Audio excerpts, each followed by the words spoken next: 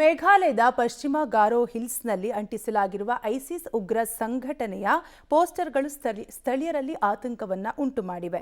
ಪಶ್ಚಿಮ ಗಾರೋ ಹಿಲ್ಸ್ ಹಾಗೂ ಪ್ಲೇನ್ ಗಾರೋ ಹಿಲ್ಸ್ನಲ್ಲಿ ವಾಸಿಸುತ್ತಿರುವವರಿಗೆ ಸಂದೇಶ ಪುಲ್ಬಾರಿ, ರಾಜಬಾಲ, ತಿರ್ಕಿಲಾ, ಸೆನ್ಸೆಲಾ, ಗರಬೋದ ಮತ್ತು ತುರಾ ಇವೆಲ್ಲವೂ ನಮಗೆ ಸೇರಿದ ಪ್ರದೇಶ. ನಿಮ್ಮ ಜೀವನದ ಮೇಲೆ ನಿಮಗೆ ಆಸೆ ಇದ್ದರೆ 2027ರೊಳಗಾಗಿ ಈ ಪ್ರದೇಶವನ್ನು ತೊರೆಯಿರಿ. 2027ಕ್ಕೆ ನಾವು ಬರುತ್ತಿದ್ದೇವೆ, ಅಷ್ಟರೊಳಗಾಗಿ ಜಾಗ ಖಾಲಿ ಮಾಡಿ ಅಂತ ಬರೆಯಲಾಗಿದೆ.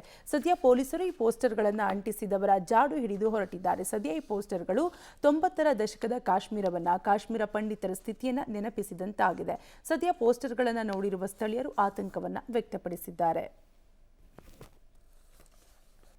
ರಾಜಕಾರಣದಲ್ಲಿ ಸಾಕಷ್ಟು ಸದ್ದು ಮಾಡಿದಂತಹ ಹಗರಣ ಅಂದರೆ ಅದು ಮೂಡಾ ಹಗರಣ. ಈ ಮೂಡಾ ಹಗರಣ ಪ್ರಕರಣಕ್ಕೆ ಸಂಬಂಧಪಟ್ಟಂತೆ ಸಿಎಂ ಸಿದ್ದರಾಮಯ್ಯಗೆ ಬಿಗ್ ರಿಲೀಫ್ ಸಿಕ್ಕಿದ್ದು, ಇಂದು ಸಿಎಂ ಸಿದ್ದರಾಮಯ್ಯಗೆ ಬಿಗ್ ರಿಲೀಫ್ ಸಿಕ್ಕಿದೆ. ಜನಪ್ರತಿನಿಧಿಗಳ ವಿಶೇಷ ಕೋರ್ಟ್ ಮಹತ್ವದ ಆದೇಶವನ್ನು ನೀಡಿದೆ.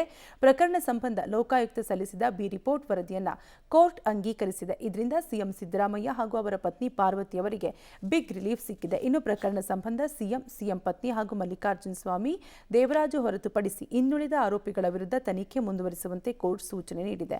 ಇನ್ನು ಇದೇ ವಿಚಾರವಾಗಿ ದೂರುದಾರ ಸ್ನೇಹಮಯಿ ಕೃಷ್ಣ ಮಾತನಾಡಿ, ಈ ಕೇಸ್ನ ಇಲ್ಲಿಗೆ ಬಿಡುವುದಿಲ್ಲ, ಕೋರ್ಟ್ ಆದೇಶ ನೋಡಿ ಮುಂದಿನ ನಿರ್ಧಾರ ತೆಗೆದುಕೊಳ್ತೇನೆ ಎಂದರು. ಇವತ್ತು ಏನು ಲೋಕಾಯುಕ್ತ ಅಧಿಕಾರಿಗಳು ಸಲ್ಲಿಸಿದರೆ ಬಿ ಅಂತಿಮ ವರದಿನ ಅಂಗೀಕರಿಸಿದ್ದಾರೆ. ಇದು ಯಾವ ಆಧಾರದ ಮೇಲೆ ಮಾನ್ಯ ನ್ಯಾಯಾಲಯ ಅನ್ನೋದು ಆದೇಶವನ್ನು ಪಡೆದು ಓದಿದ ನಂತರ ಗೊತ್ತಾಗುತ್ತೆ. ಅದನ್ನು ಪಡ್ಕೊಂಡು ಯಾವ ಅಂಶಗಳನ್ನ ಮಾನ್ಯ ನ್ಯಾಯಾಲಯ ಪರಿಗಣಿಸಿದರೆ, ಯಾವ ಅಂಶಗಳನ್ನ ನ್ಯಾಯಾಲಯ ಪರಿಗಣಿಸಿಲ್ಲ ಅನ್ನೋದನ್ನ ಮಾನ್ಯ ಉಚ್ಚ ನ್ಯಾಯಾಲಯ ಗಮನಕ್ಕೆ ತಂದು ಈ ಒಂದು ಆದೇಶವನ್ನು ರದ್ದುಪಡಿಸಿ ವಿಚಾರಣೆಗೆ ಅವಕಾಶ ಮಾಡಿಕೊಡಿ ಅಂತೇಳಿ ಮಾನ್ಯ ಉಚ್ಚ ನ್ಯಾಯಾಲಯಕ್ಕೆ ಒಂದು ಅರ್ಜಿ ಸಲ್ಲಿಸುವಂಥ ತೀರ್ಮಾನವನ್ನು ನಾವು ಮಾಡಿದ್ದೀವಿ.